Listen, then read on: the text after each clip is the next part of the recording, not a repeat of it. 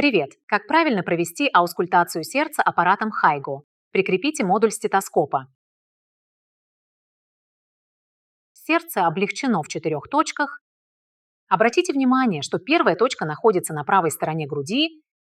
Важно не раскачивать стетоскоп относительно грудины. Взгляни, пожалуйста.